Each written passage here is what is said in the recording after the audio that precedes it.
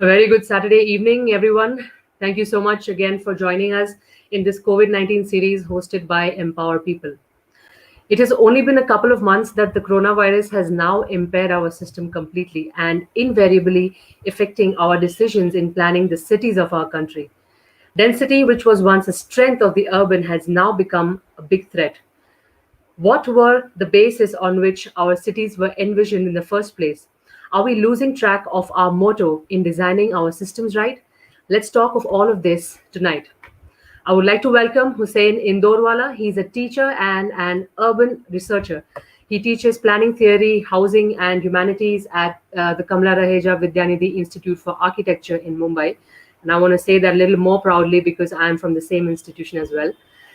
His research work has focused on urban history, infrastructure planning, politics of land and housing, and sustainable transport. He's a part of Collective for Spatial Alternatives and also a co-convener of the citizens group Amchi Mumbai Amchi BEST, a citizens forum for public transport. Thank you once again, Hussein, for joining us here. And I would pass on the mic to you now. The stage is yours. Right, thanks, Yashika. I'm happy to be here. So I've been asked to speak about planning and the city, and I mean, there's a lot going on since the lockdown, and there's been a lot of talk of the dangers posed by dense urban settlements on public health, and especially there are some especially since there have been a lot of cases reported in Dharavi. There are people who are talking about what we must do now in terms of making the city safe. There are even talks about de-densifying the city, and as you mentioned, density, which has been quite a hot topic for discussion.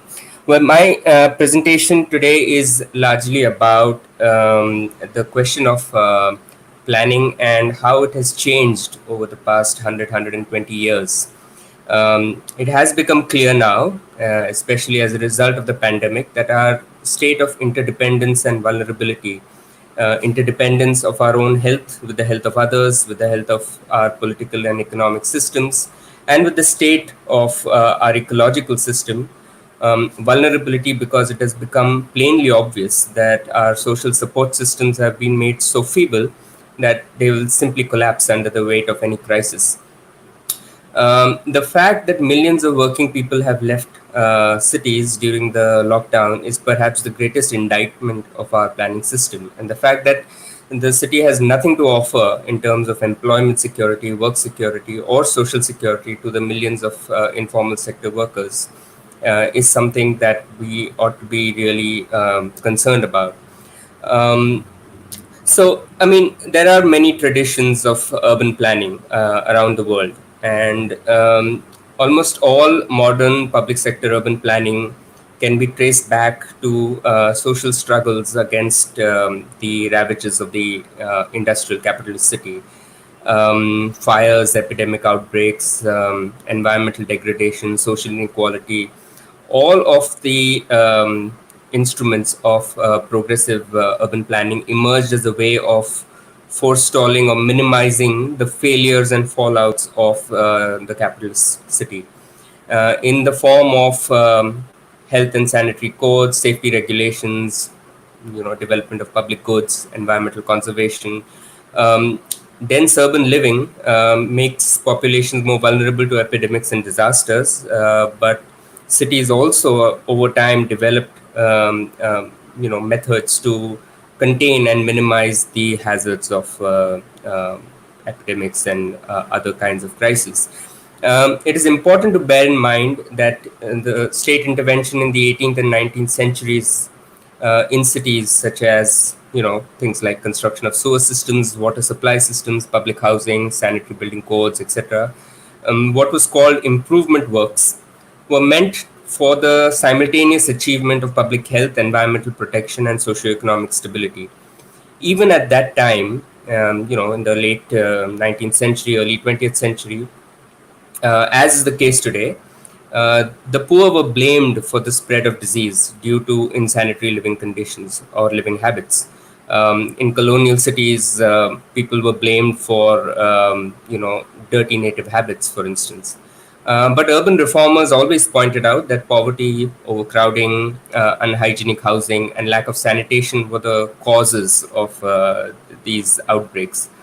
In Mumbai, for example, in the late 19th and early 20th century, the Bombay Improvement Trust was set up after the devastating bubonic plague of 1896. And the mandate of the trust really was to create sanitary housing as well as projects for commercial development. The mandate given to the Bombay Improvement Trust indicates that public health, environmental health, and social stability were understood as part of the same discipline of improving living and working conditions for people in urban settlements. Well, today the driving force in urban politics really is not public health, not environmental conservation, but it's real estate capital, which is why infrastructure mega projects and urban renewal tends to be the central focus of urban development across the political spectrum. Urban planning, as a consequence, is conceived simply as the various ways through which property values can be elevated. It is real estate that possesses a virtual monopoly power in shaping the narrative around urban planning and the city's future. So beautification mega projects such as the waterfront renewal projects like the Coastal Road or the Eastern Waterfront Development, clearing land for luxury housing or commercial developments such as Dharavi and BDD Chaw's redevelopment, or opening up ecologically sensitive areas for investment such as the case of RA or salt pans in Mumbai. Each of these projects expresses the power of of real estate in shaping the parameters of urban politics and the life we lead. As the Canadian planner Andy Van pointed out, cities were once called machines for living in. Today, they have become machines for money laundering. So in this presentation, I intend to discuss perhaps the most stark manifestation of this shift in city planning. And the case will be of the city of Mumbai, but specifically about slum discourse and policy. Today, we all know and talk about the SRA, the Slum Rehabilitation Authority, but I mean, we use it as a way of talking about slum redevelopment, which was set up in the 1990s. But this story must be told historically in order to appreciate how the planning system in Mumbai has evolved and changed. So when I speak about urban planning, I do not only mean the various development plans and regional plans that are that are periodically released. I speak about the larger planning system, which includes interventions of the various agencies at the city, state, and central government level. BMC, MADA, MMRDA, SRA, or even the Port Trust, and so forth, which are in a way involved in decisions which have spatial implications. So this is what I refer to as the planning system. One must try, so I will try not to focus on development plans specifically, but I'll speak about the larger planning system. And the planners, when I use the word planners, I mean the people who are decision makers within these agencies. So if you look at this is I'll begin actually with a paradox. The paradox is that how does a city that aspires to be slum free produce rehabilitation schemes that formal definitions of the slums ought to have rendered unacceptable? And I mentioned the bubonic plague of 1896. This is the photograph from that period. The plague actually resulted in quite a lot of extremely coercive interventions in the city of Mumbai. The Bombay Improvement Trust was set up with the mandate of producing the sanitary city, which meant that it looked at specific kinds of urban development practices, which were completely unregulated. In fact, there were when the Bombay Improvement Trust was set up, there were very few, what we today call as urban development bylaws, which really governed how buildings would be built or sanitation systems would be constructed and so forth. So this was the kind of housing conditions that really triggered. They created the conditions for the transmission of the plague and so forth. And it was as a result of this that there was fervent advocacy on the part of the BIT to create more sanitary building bylaws in the city.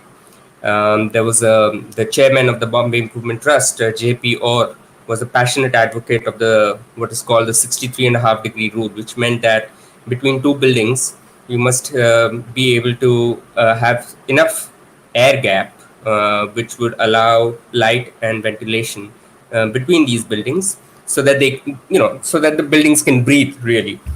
And every tenement in the housing would ought to be able to get natural light and light and air. In fact, some of the Bombay Improvement Trust interventions in the city involved creating courtyards within the kind of dense urban fabrics in the inner city. At that time, it was called the native town. um, However, if you see what happened as a result, the Bombay Improvement Trust was consisted of various actors. There were the BMC at that time had representation in the Bombay Improvement Trust. The provincial government at that time, there were officers of the government. There were also representation of the Mill Owners Association and so forth. So it was kind of a body constituted of various elites in the city. And these elites did not have the same interests. So often the interests were contradictory. And as a result, there was a lot of infighting between the Bombay Municipal Corporation and the BIT and so forth. The municipal corporation at that time was dominated by landlords. And the landlords actually did not like the Bombay Improvement Trust's advocacy of the 63.5-degree rule. In fact, they thought that was a way of, it was an infringement on their property rights. And so they resisted the BIT's bylaws. And so as a result, what happened is, if you look at this map, it shows the two areas in black actually indicate what is called the scheduled areas in the city. These were parts of the city which were already developed, and the landlords did not want the new bylaws in these areas. And as a result, there were two sets of bylaws set in the city of Bombay at that point. One was the rest of the city, which was less developed or underdeveloped, which had the BIT's stringent bylaws of the 63.5-degree rule and so forth. Whereas these scheduled areas continued with the old BMC bylaws. And therefore, even today, if you look at these areas in the city, they are still fairly dense urban settlements as compared to many of the suburbs which were developed later, the suburbs of Dadar Parsi Colony and Worli and so forth, which were developed based on sanitary building codes, which the BIT had introduced. The BIT also carried out extensive and very coercive street widening schemes and demolished a lot of housing units in the city. They were tasked to build more housing for working class people. However, they destroyed more houses than they built. And so they worsened the housing crisis. Nevertheless, the BIT did manage to bring in the thinking about sanitary building codes in the city, which remained in Mumbai's planning system till the 90s. In fact, even today, if you look at the way in which the Bombay development plan DCRs are made, they are kind of evolution of the garden city bylaws, which we can discuss later. Now, after the BIT, in fact, and I mean, by the time after independence, a little after independence in 1956, the BMC carried out a slum survey in Bombay, and this was the first slum survey. At that point of time, slums were not considered informal housing as we speak about slums today. We generally speak about informal housing. It's kind of um, it's synonymous with informal housing, but at that point of time, slums were considered to be insanitary housing, and a lot of the inner city housing, or chawls and so forth, were considered to be slums. That changed again in the 70s and 80s, and I'll explain why.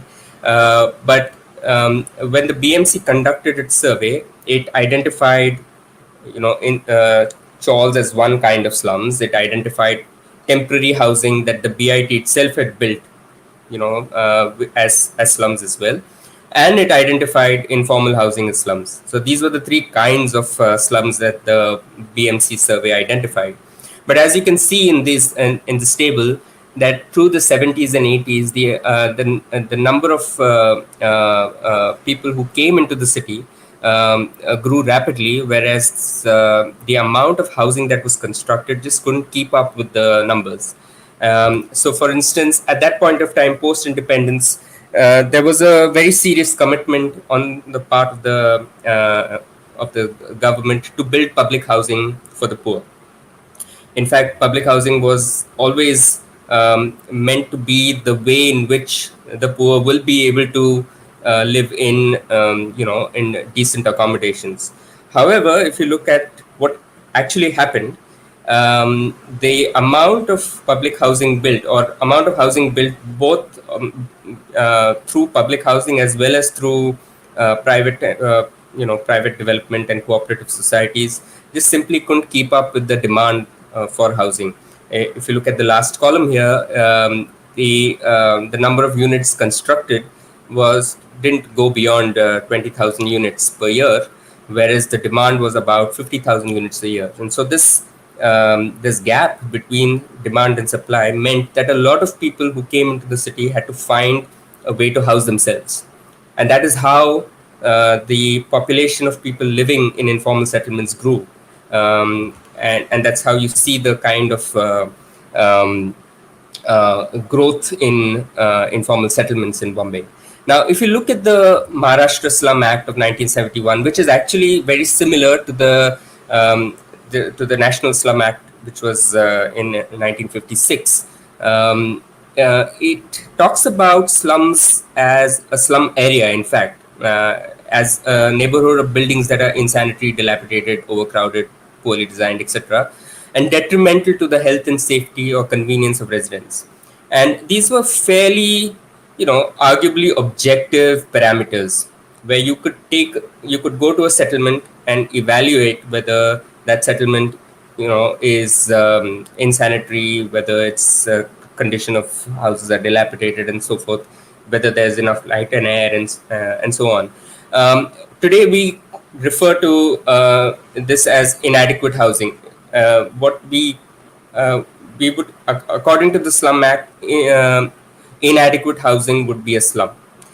It did not talk about two things. It did not talk about the mode of housing construction. So it did not talk about whether the house is built of concrete or brick or steel, or it also did not refer to the legality of land on which the housing was built.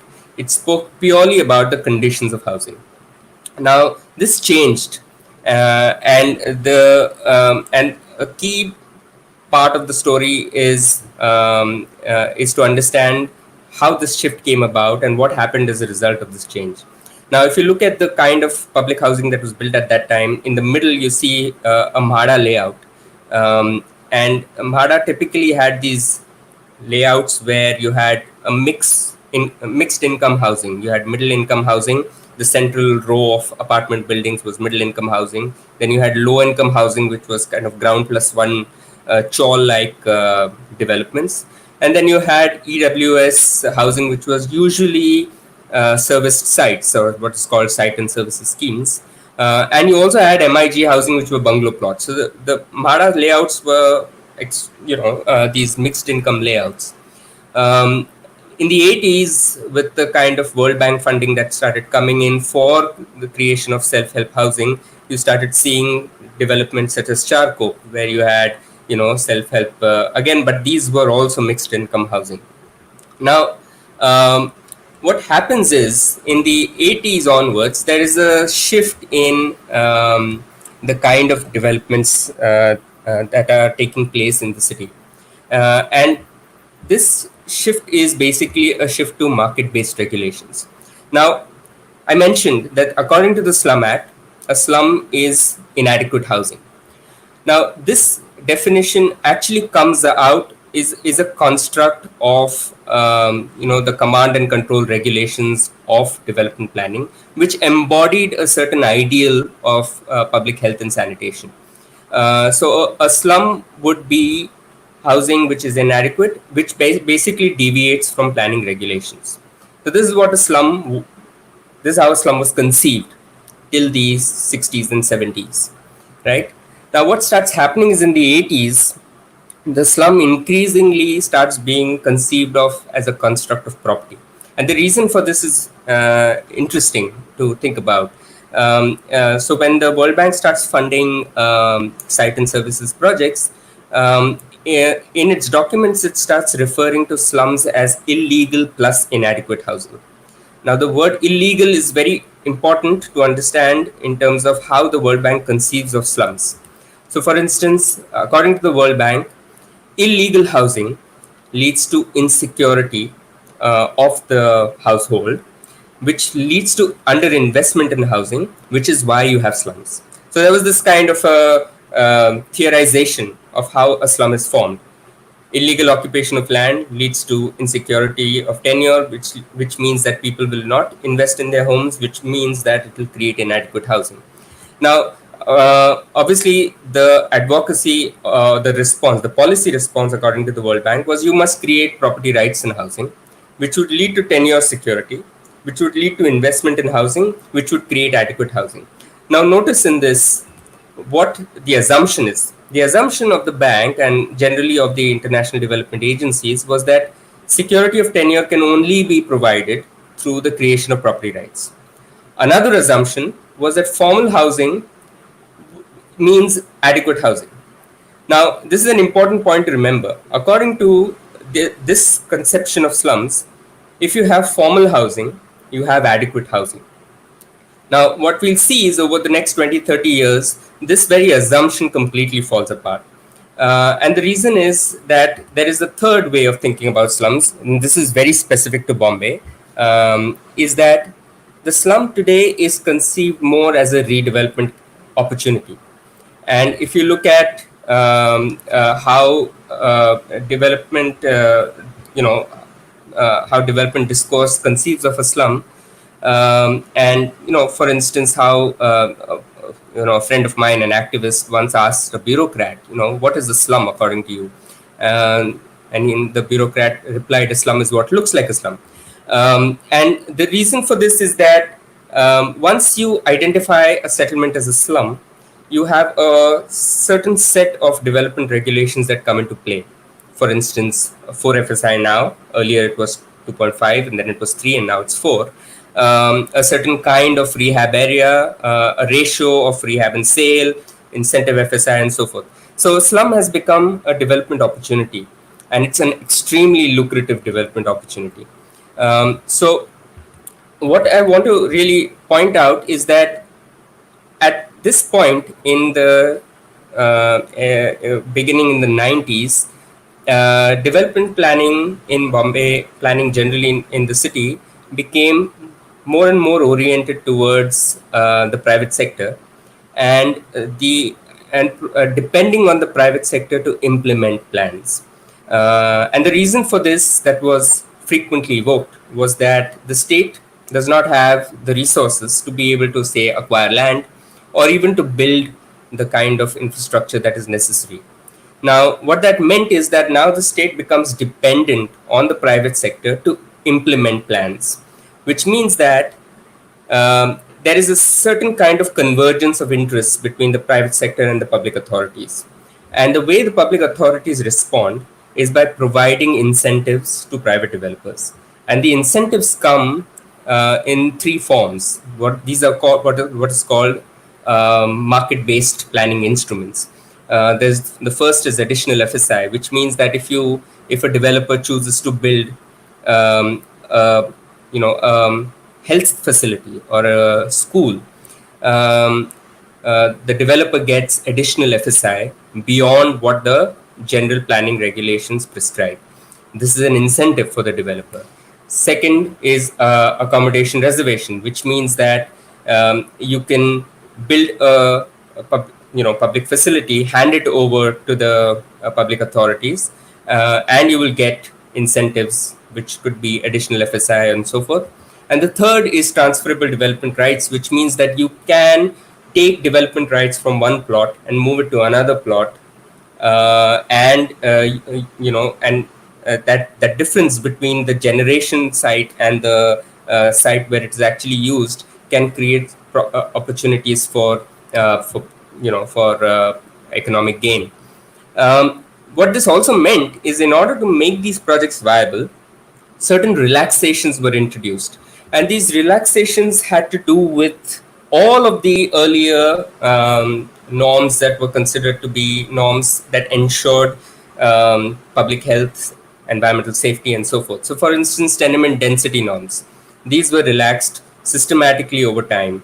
Since the 80s onwards, tenement density norms, especially for housing the poor, have have become so lax that today you have densities which are 2.5 to 3 times as high as the normal densities, the general planning densities in the city. Light and ventilation controls. So the amount of the 63.5-degree rule was, has now today become 82 degrees, which means that you can build a 24-meter high building with 3 meters between two buildings, which means that the amount of the light that the lower stories get is almost negligible.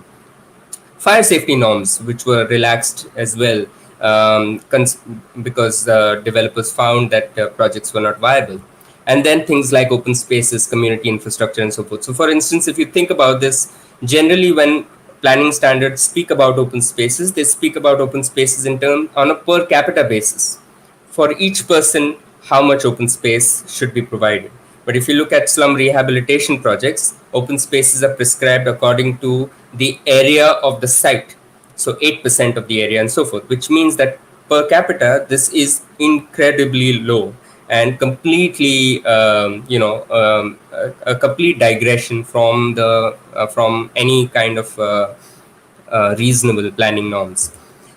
So what happens in this arrangement is that the public authority has a stake in the development that the private developer undertakes. The public authority captures a share of the development, which means that in an SRA, I mean, generally when people criticize the SRA, they talk about free housing. They say that, oh, the poor get free housing. This is bad practice. Actually, it's a mistake to think that it's the poor that is getting free housing. Actually, it's the public authority that is getting free housing. What is really going on is that when a development happens, a share of the development is taken by the public authority and then handed over to beneficiaries. The private actors seek greater gains in terms of profits, and the public authority is seeking greater gains in terms of the share of the development, which means that the goal of development becomes the maximization of both the development intensity, which means more FSI and more permissible development area, and surplus for the private developer. And therefore, the coalesced interests of state and capital seek to drive down the cost of development, and the costs here are really environmental, health, and safety norms. And as a result of this arrangement, you find an increasing diminution of safety and environmental health norms, and more high intensity development, which are detrimental to the health and safety of inhabitants. So if you look at this chart, for instance, this is the chart for which talks about the minimum light angle over time from the 1900s to 2020. So when the BIT was formed in in 1910, when the post-plague bylaw amendments were made, the 63.5-degree rule was introduced, which is the bold red line, which goes down here, which and the scheduled areas, which had the older BMC bylaws. In the 1964 development plan, both of these were combined to a kind of a so the general light angle for developments in the city would be about 72 degrees. After the 1991 DCRs and when the SRA was introduced, this was further relaxed.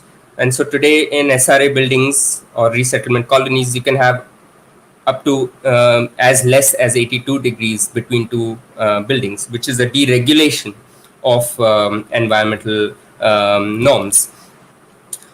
In terms of dwelling unit densities, again, before the BIT, there were no norms for dwelling unit densities. In fact, at that point of time, people complained that densities in Bombay's housing is worse than those in prisons. When the BIT introduced its norms, and the first public housing projects were built in the city, they were built with about a density of 450 dwelling units per hectare. So the BDD built the BDD chawls, and in those chawls, the density is about 450 units per hectare. When the post-independence, when the slum clearance schemes were introduced, the density norms were further reduced to 300 units per hectare, which meant that the regulations were made even more stringent. But after that, as you see, the norms were relaxed increasingly, and today we have reached an absurd situation where density norms are not limits, but are it's no longer a ceiling, but it's a floor, which means that in an SRA, you no longer talk about maximum densities, but you talk about minimum densities. And today, according to the latest development plan, you have to construct an SRA rehabilitation at 1,300 dwelling units per hectare minimum. And the reason for this is that the higher the density, the more housing the public authority can extract out of the development, and the more incentive the developer gets in constructing those projects. The only norm that has not been relaxed over time is the housing unit size, which is in fact increased over time. Now, this might seem like it's a kind of a contradiction, but actually it is not, because the incentive structures for developers is linked to the area that is of rehabilitation that is produced. So for typically in an SRA, if you build a rehab of 1 square meter, the developer gets 1 square meter or more of sale area. So developers have no problem in providing bigger houses for rehab, because that would mean more area for sale. And that's the reason why the rehab area keeps increasing. And, whenever politicians want to, just before the elections, want to promise something to slum dwellers, they increase the housing size. Recently, the Congress government said that we'll give 500 square feet to slum dwellers. I mean, nothing wrong in having bigger houses, but one has to understand that the incentive structure means that the developers have nothing to lose if the house sizes for slum dwellers increase. In fact, what that means is that you will have more intensity of development on site, not that it is really going to substantially increase living conditions for slum dwellers. And so what you get as a result is housing like this, which means that all of the people who are living on a piece of land are squeezed into a smaller area, and land is released for other uses, commercial, like in this case, this commercial development, or residential, high-end luxury real estate. So this third example on the right is what you see is Lalubhai compound. The first two I already spoke about, Mahada and Charkop.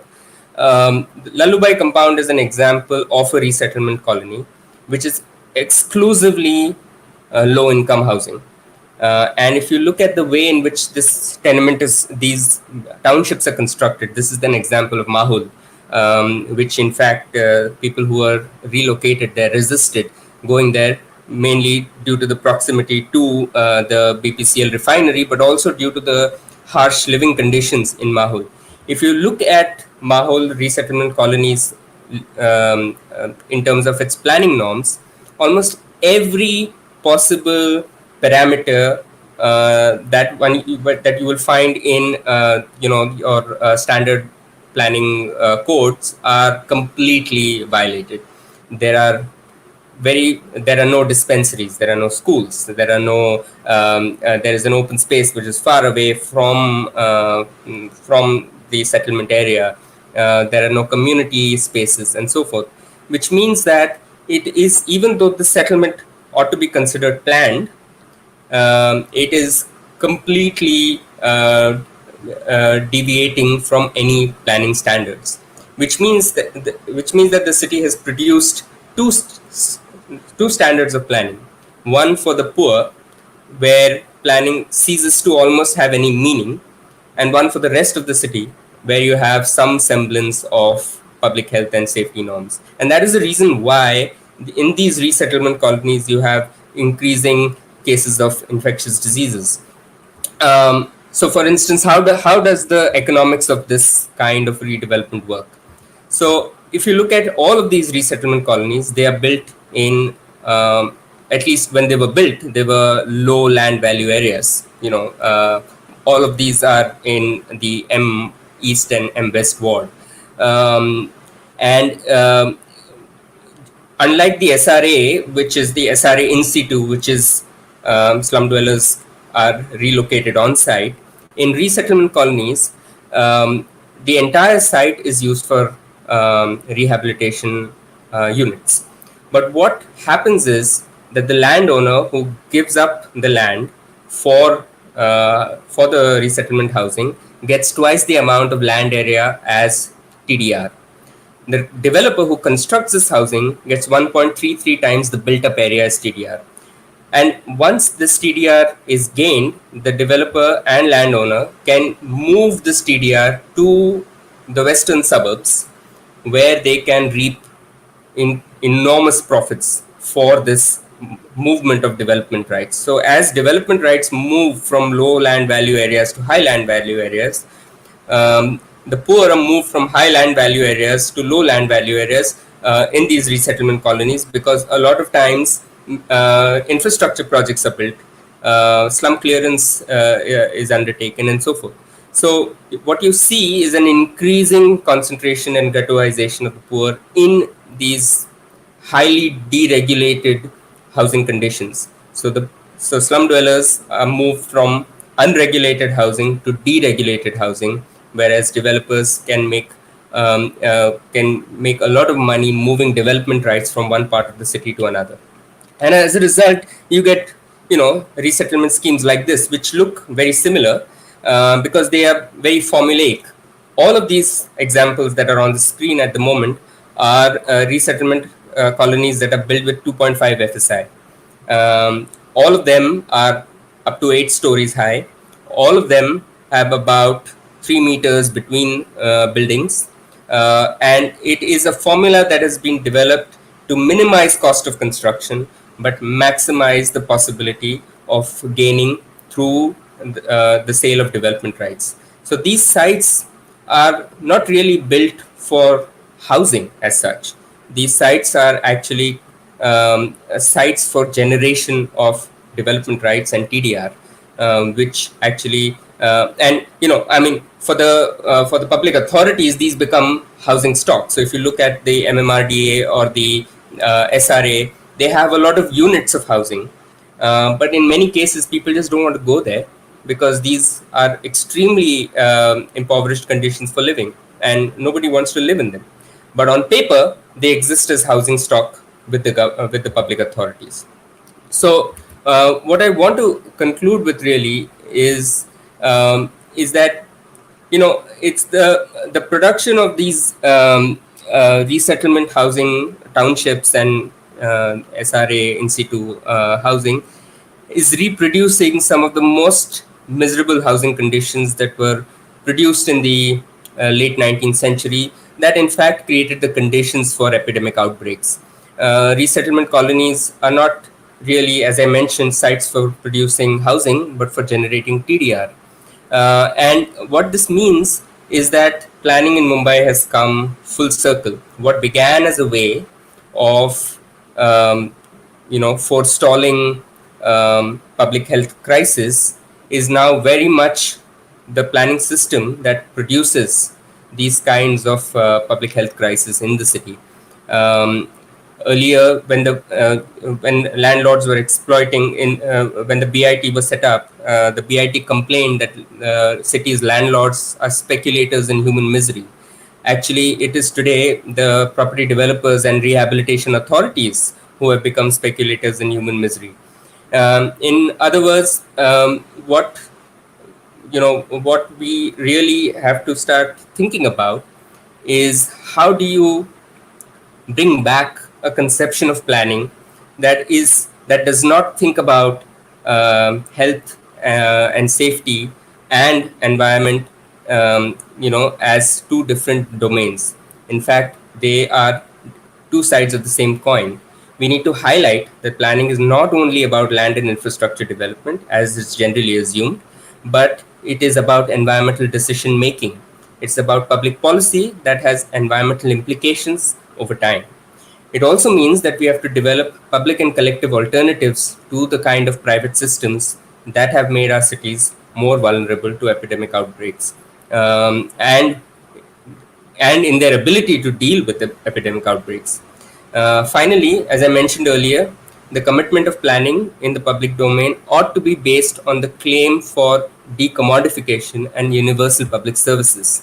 This commitment requires us to go beyond the current inclusive growth paradigm of simply fixing a floor for the reduction of deprivation and targeting excluded groups for welfare.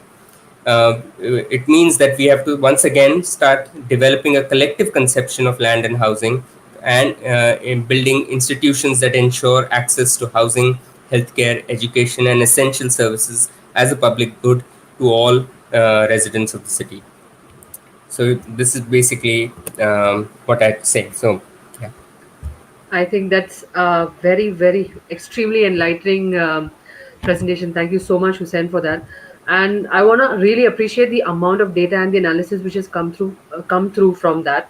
Um, I want to ask that uh, all this data that has been collected over these years, what are the authorities doing right now to are they doing any is there any kind of motivation for them to do any kind of data collection in this moment? Because we kind of history repeating itself, we are in a certain phase where we might need to look at changing or kind of redefining a few policies which you've already spoken about. But is there anything which is coming from the side of the authorities as a data collection, some sort of an initiative from the authorities? I mean, you mean data collection in terms of housing, in terms of demographic shifts? What kind of Yeah. data? Yes. Yes. So one is environment, one is housing, and of course demographics. These three aspects, if you could just highlight. So you see, the thing is, a lot of this data actually comes from RTI applications that we file. So it's not that there is a lack of data that is available. The problem is often that the data is very unsystematic. So one has to spend a lot of time trying to figure out, try to make sense of these numbers. But there is also a lot of there are enormous gaps in our understanding of the city. I mean, in the sense that we were a couple of months ago when the lockdown started, we tried to prepare a list of recommendations, a kind of a citizens charter, to respond to the lockdown, and to be able to address some of the difficulties that people were facing. And it was impossible for us to get information about the location, for instance, of all the uh, public distribution shops in the city. I mean, Okay. we don't know the location of all the housing units. We know, for instance, that there are, I don't know, 14,000 vacant housing units, rehabilitation units in the city. But where are they? Hmm. What Right. condition are they in? You know, a lot of this, there are enormous gaps in all of this information. Right. It's very difficult to find any map of the city which locates all the Anganwadis. I mean, Hmm. and one can go on. So there is a lot of information that we lack, and a large part of the inability of the state to or the public authorities to be able to act in a situation like this is Right. simply a reflection of their Hmm. Of course. poor understanding of what is going on in the city. Really, even their own infrastructure. I mean, when one is not even talking about other things. Right. We have one question. I want to start taking the questions which the live people have asked. Um, how can architects be involved in city planning currently at different But levels? I mean, architects have a very, very important, I mean, central role to play in all of this. I mean, we have to understand that a large part I mentioned that Yeah. planning began with the concern with sanitation and health and so forth. Right. A lot of it was driven by urban reformers, and many of whom were built environment practitioners. They were, some of them were architects, and they insisted that there has to be a way of thinking about the built environment which Hmm. ensures that people have, you know, enough open space, air, fresh Right. air, natural light. That we don't create extremely overcrowded living conditions. That people are safe due to all kinds of natural hazards like earthquakes and so on. Right. So architects definitely have a role to play. The thing is that if you think about architects, I mean, today in our context, a lot of architects end up working with the private sector, Hmm. and I mean, that's generally what they're trained for. Um, However, it's important for architects to start thinking about their role, their primary role as custodians of the built environment, which means that it is really their responsibility to ensure that the kind of cities we construct are habitable, livable, equitable, and so forth. So Right. yeah, architects have a huge role to play, like other built environment practitioners. Only thing is that architects can't do it on their own. They have to do it as a community. Great. Another question is, do you think after COVID-19 there will be a change in urban planning, especially for the poor, or market driven haphazard planning will continue? Well, I mean, it can go both ways. It really depends on how we respond. I mean, already I've come across many seminars organized by, uh, developers with sometimes some architects as well, who have been talking about things like de-densification of Dharavi, who have been talking about, all right, now we need to redevelop all the slums in the city and put people into high-rise buildings, and that is how we'll be able to create safe cities and so forth. Many of these are basically more of the same. They are extremely ill-conceived as ways of thinking about how to improve living environments for people. Hmm. So that is one way it can definitely go. We'll have more segregation. We'll have more policing of social boundaries. We'll have more displacement of people.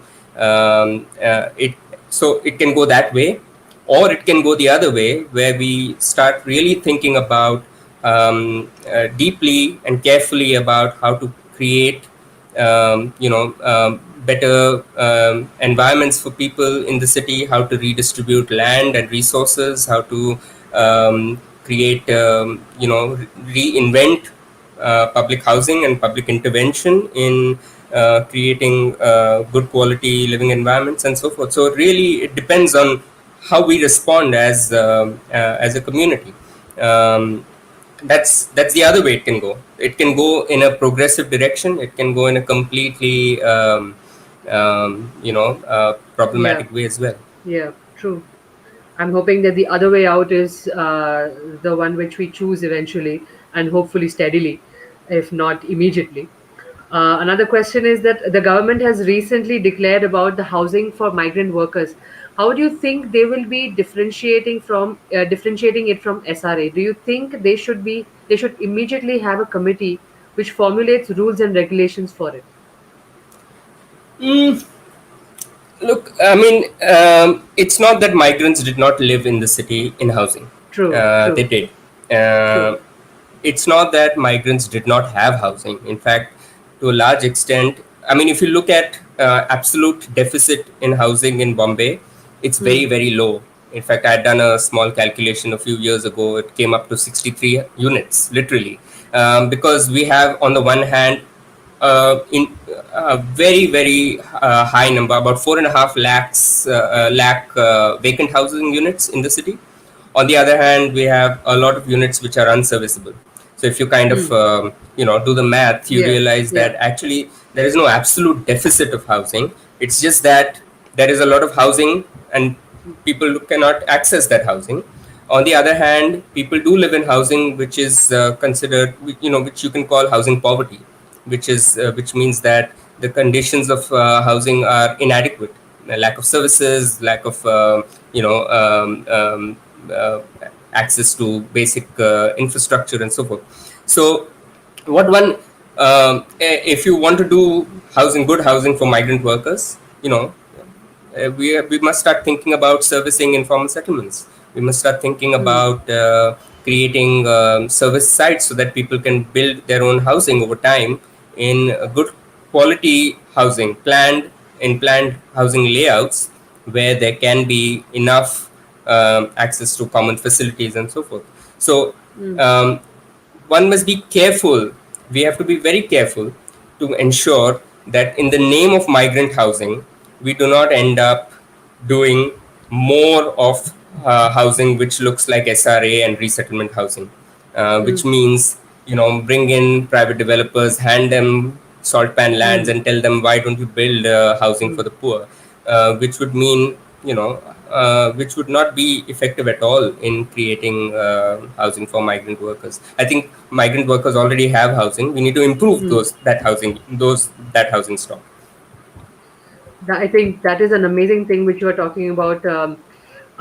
Giving up the salt pans and giving up the environment just for the sake of another category of housing that might be proposed in the next future. I think that's a great thing you said. Another question is policy change and strict implementation the way out right now? Um, I mean, there is implementation and there is implementation. There are things that don't get implemented, which are very good, but they Hmm. don't get implemented. So, Hmm. for instance, we have a Street Vendors Act. It's a very progressive a piece of legislation. Hmm. In fact, it's a piece of legislation that recognizes that street vending is an integral part of our street, and that it's a source of livelihood which has to be protected. Hmm. However, there is not one city in the country that has implemented the act as it is, as it has been articulated in the act. On the other hand, there are many policies which are very stringently implemented and almost rammed through because but they are quite detrimental to people and their lives. So I mean, implementation, I mean, I know that we talk often about problems of implementation, but it's really, I mean, things that are usually beneficial for working people and the environment are not implemented, but things that Hmm. are Hmm. beneficial for the real estate industry, for instance, Well, are yeah, yeah, yeah. implemented Correct. to the T, literally. So I Hmm. mean, implementation is not so much of a problem. We have to think about what kind of policies we're talking about, and Okay. then obviously make sure that they are followed through. Yeah. There. Okay. Another question is, do you really think sustainable development is possible in a city like Mumbai? Of course, it is possible. I mean, it is possible. I mean, okay. Well, I mean, if you take sustainable development, now one thing that you cannot do in Bombay, for Mm, instance, mm, considering the degradation of the city's environmental resources, is open up more and more of its areas which provide ecosystem services for development. You can't do that if you want mm, uh, if you want to ensure that there is sustainable development in the city. But we are doing that, and we are mm, doing that at a breathtaking pace. mm, That's something we should not do. If we mm. are talking about sustainable development, we cannot build a freeway for 5-6% of car owners in the city. We Right, have to think about public mass transit because right. it is sustainable. It is it reduces pollution, air pollution. It reduces fuel consumption. But if we build more and more infrastructure for private cars, we are not going to go in a sustainable direction. So sustainable development is possible, but if we continue to do things the way we have done them before, we are increasingly going towards a point of no return. But right now, I mean, I'm getting your answer, the what you're saying. But after COVID, are we thinking about mass transit at all? I mean, is it viable? And thinking about the distance between two people right now is also a big question. Whether or not to travel in a bus, or whether not to travel in a train. So I completely get your point. It's just a kind of a wondering. Maybe we No, can I keep mean thinking about it. it's a valid concern. It's a very valid Yeah, concern. But yeah. also let's understand one thing. Social distancing is Mm, not some kind of a new human condition. It's not that we all have to now suddenly start keeping six mm, meters between ourselves mm, so that we don't fall sick, for instance. Social distancing is very clearly a strategy to ensure that the public health system doesn't get burdened by too many cases of sick people. mm. Okay, Social true. distancing is not a cure or Mm, a preventive measure for mm, the virus. mm-hmm. So it's important to understand this. Social distancing, in the end, we have to have a functioning public health system which is going to Right, treat people and which is going to cure people. Um, right. at some point, hopefully, we'll have a Mm. vaccine, which will, Yes, which will help us deal with the at pandemic. least. So Sure. so the question about mass transit, it's important. There is no escaping mass transit. You know, Mm. uh, Yeah, 12, 13 million people in the city cannot use private cars. true. What one needs to talk about instead is that yes, our mass transit is hopelessly overcrowded, which means we Mm, must invest much more in it. We must mm, invest in our suburban rail system. We must invest in mm. our bus system to ensure Very that we well have said. more buses, we have more trains, so Very well that they said. are not so overcrowded. But True. instead, the automobile industry will spin it as saying that, oh, Mm. public transit is not safe, so everybody has to have cars, which is clearly, in Bombay, it's impossible. You can't have 12 million people using cars. There would be no Absolutely. space for anything else in the city. No. That's amazing. That's a great thing what you said. Another question is, does the image of the city change post COVID? Uh, I mean, if the question is about the kind of there has been a little bit of anti-urban sentiment that has been going around post-COVID about our cities really safe for people to live in. Mm. Mm. Um, I mean, as I mentioned earlier, cities had developed Mm. the ability to deal with Mm. all kinds of crises. In fact, Mm. you can think about it. of course, maximum cases are in the major metropolitan cities, right? Delhi, Sure. Sure. Bombay, and so forth. But you also will notice that most of our functioning and Hmm. good health facilities are Hmm. in these cities. Hmm. If ever a vaccine is developed to deal with the Hmm. virus, it will Hmm. be in a lab in a city somewhere. Hmm. True. I mean, cities have advantages. The reason why they work is because people live so close to each other. Hmm. um, True. and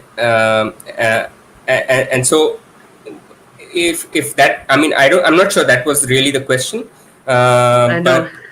but uh, I mean, definitely we have to be careful about not going you know going in this direction of let's all abandon cities and Hmm. so that we can be safe.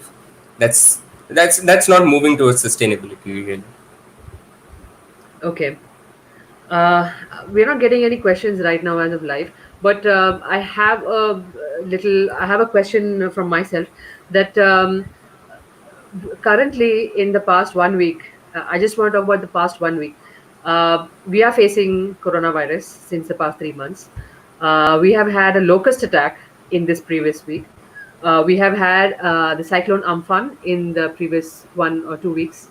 We had an earthquake in Delhi day before yesterday. What is nature giving us hints when we talk about city planning? Okay, so earthquakes are not really, I mean, don't have much to do with Okay. environmental destruction. Okay. However, things like locust attacks, epidemic Hmm. outbreaks, we must remember that even this epidemic outbreak has a lot to do, and there's quite a lot of literature on this now already, about the connection between environmental destruction and Hmm. epidemic outbreak. So we have to be aware that the environmental destruction is making us more and more vulnerable to all kinds of natural hazards. Hmm. Climate change is something that we are already faced with. Hmm. Sea levels are rising, um, Hmm. and these are going to be serious problems for us to think about Hmm. and cope with. Hmm. And True. at least the way in which we are going about city Hmm. making at the moment, there Hmm. is very little action in terms Right. of how to prevent or even cope with the Hmm. crises when they emerge. Right. So, for instance, in 2050, Mumbai will probably, large parts of it would be inundated. Um, can you find me one document in the city in recent times which has seriously even estimated the kind Hmm. of sea level rise? I mean, seriously estimated. When Hmm. the coastal road Right. project was done, the Hmm. estimates of sea level rise are assumed to be, 2.5 millimeters a year, which is really, really, I mean, this was probably thinking which was about 20 or 30 years old. So, I mean, there is not even an accurate conception of the kind of crisis we face. Forget about how we are going to deal with them when it comes, Hmm. you know. Hmm. So True. we really have to think very carefully about the kind of Hmm. environmental crisis that we are going to face and how we are going to set up Hmm. the necessary systems to deal Hmm. with them. Hmm. There's another question. How much can the land support, and also how much can infrastructure address the needs of present times? Um, You see, the thing is, one interesting thing about Bombay is that, yes, it is a very, very dense city, one of the densest in the world. However, if you think about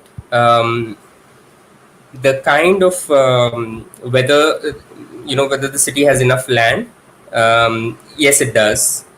um, it will not have the kind of standard of open space that, let's say, Delhi or maybe some European cities have. but it can still, um, you know, we still have enough land um, for common facilities, for infrastructure, for housing. We have it. The Mm. problem is not so much the absolute scarcity of land. The problem that we face, and Mm. similarly also with the question of density, the problem that we Mm. face in the city is not very high density.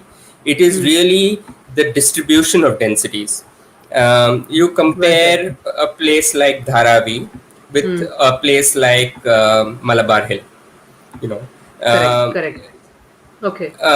Malabar Hill has, I mean, the D ward, for instance, is very low Mm. density compared to the rest of the city. Um, and the problem really is that when we build, these, for instance, take Hiranandani. Hiranandani is not a very dense Mm. township. Mm. Mm. Um, we have to start thinking about redistribution more seriously rather than thinking about absolute scarcities. So, Mm. if you think about land, 42% of the city's population, according to the census, live in slums, but that Mm. 42% live on 25% of residential land area. And what are we True. doing in Okay. terms of housing? We are uh, um, moving those 42% into a smaller and smaller area than they Mm. already occupy. Okay. Which means that one thing that you must not do in the name of Mm. housing for the Mm. poor is reduce the land footprint. Uh, but Correct. in fact, one has to start thinking about creating more land for the city, which would mean, connecting the peripheries of the city with mass transit. So, for instance, they're building the Mumbai Trans Harbour Link. Mm. The Mumbai Trans Harbour Link, if it has to be built at all, it should be a Mm. railway link. It should be a suburban railway link, so Mm. that that part of the city becomes accessible to people who use suburban rail. But what Mm. they're doing instead is that they're Mm. building a freeway, Mm. so that the rich in the city can access the airport in Navi Mumbai when it is built. Mm. So it's not creating land for the city. It's in fact creating land for the wealthy in the city, Mm. right? Mm.